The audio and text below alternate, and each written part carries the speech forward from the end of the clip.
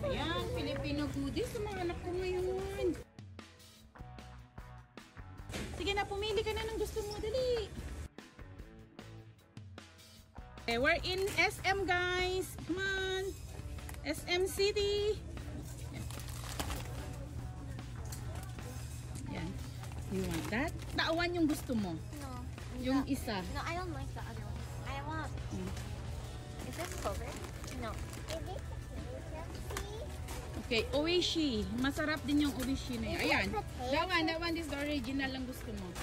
Is it potato chips? Potato chips. Yeah, try nyo. To make because it's literally just soft tofu. Easy to make yung taho. Soft May tofu, libreng brown taho. sugar, and tapioca pearls. So. Yeah, but you're not eating that one naman. Magsasawa kayo kapag gagawa tayo. Oh, that one that's hindi ata yun masarap.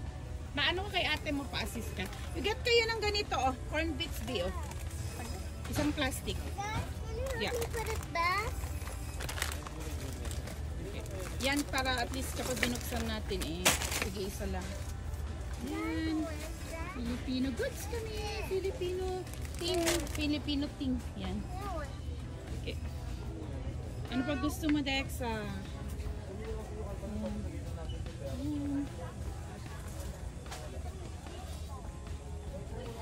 I see something I used to grow up eating.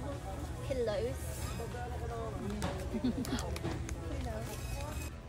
Yan, ang punta namin dito is bumili ng pang halo-halo, pero ayan, pag nanatili ng mga kids. So dito yung banda ng halo-halo, yan na sila. Ang punta natin dito, guys, is halo-halo. Pero ang ginawa nyo, ayan. Ang ginawa din nila, ayan. So paano yan? Hindi pa tayo nakabili ng halo-halo, diba? So ano nang gagawin natin? Ang pinunta natin halo-halo, pero wala pang halo-halo, ang dami na. O, sige na.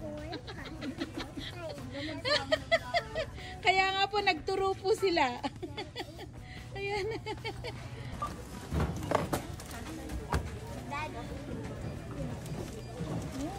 Filipino food.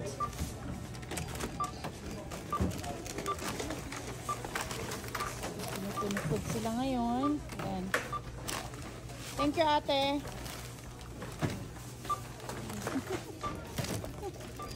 Gulo mo. Oh, did you pay it? Did you pay that? Yeah.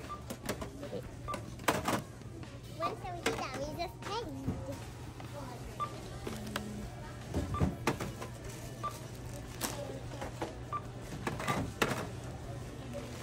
Okay.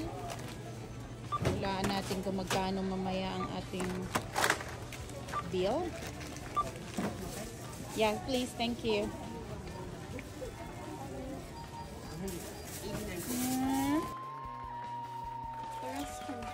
Yan.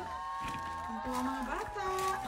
Maglalagay na sila dito sa pantry. Restock. Restock time. Stock time. So, ang sabi ni Dexa is stock time for Filipino. Full Filipino? Food.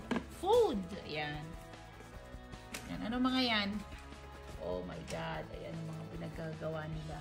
So, parang hindi mo dapat lagay sa taas. Diyan mo na lang. Over. Chips. Chips. And I bought another thing. Is this? Anong binili mo?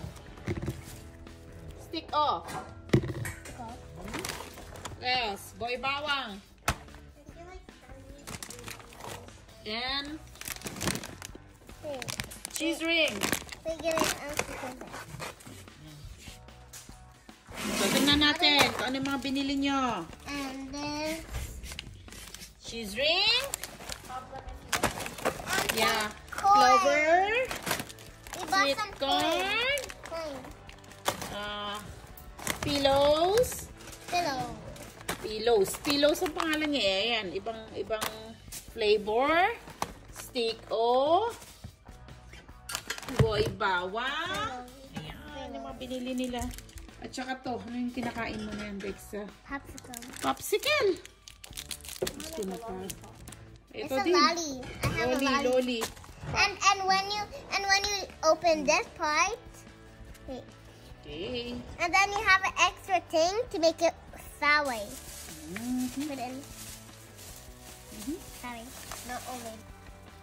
Ayan, bumili sila ng fresh na jackfruit. Oh, kawawa si daddy niyo yan.